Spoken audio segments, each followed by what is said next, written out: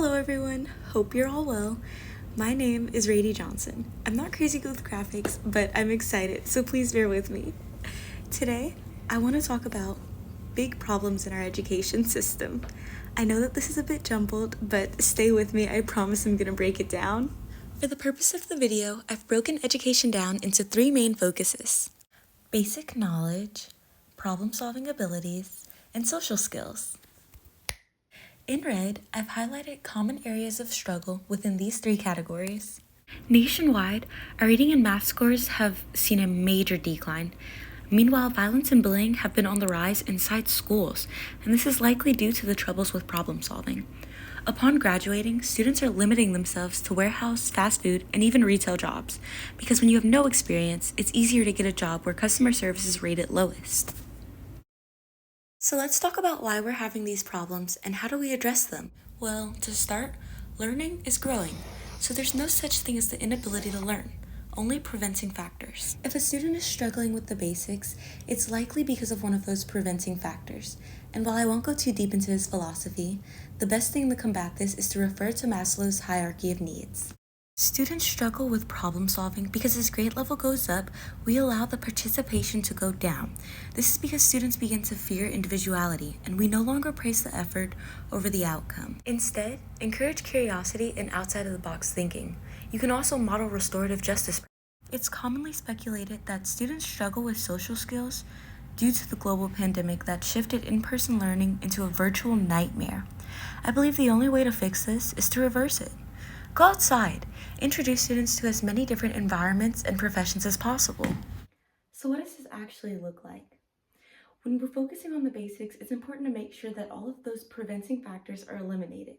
And we can do this by going through Maslow's hierarchy and making sure students' needs are met.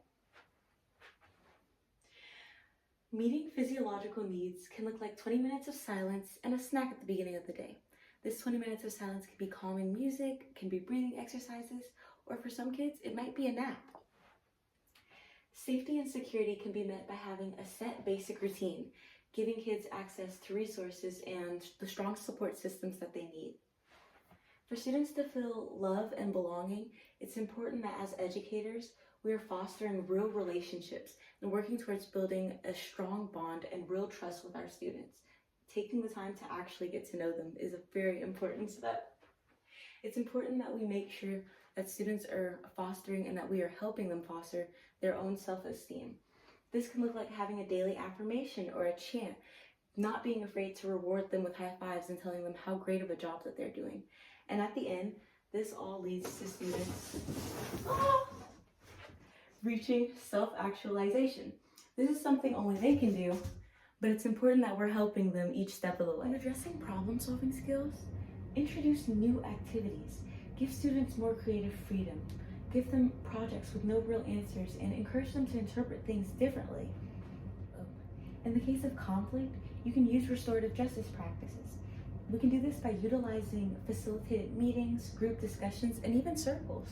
Restorative justice is centered around addressing and repairing, so this is something we should be doing at all grade levels. Lastly, to work on social skills, go outside. And I know that that sounds really vague, and it's meant to be. There are so many opportunities if you just go and find them. Go out and look for them. And I think that that's something that we should be encouraging at all levels. And no matter how awkward or embarrassing or nervous you might feel to make a video, there's nothing that's not worth trying. I want to thank you all for listening because this board is so much more than just words to me. It is the active blueprint working towards the type of educator I aspire to become. From the minute I stepped onto campus, I felt that Baker University is where I'll develop, fix, and refine my teaching style, and hopefully help others as well. I know the video was rough, but I'm truly passionate about teaching, and I know that Baker is where I need to be. And that's why I'm choosing Baker. Baker, I choose you. And this is why I'm choosing Baker.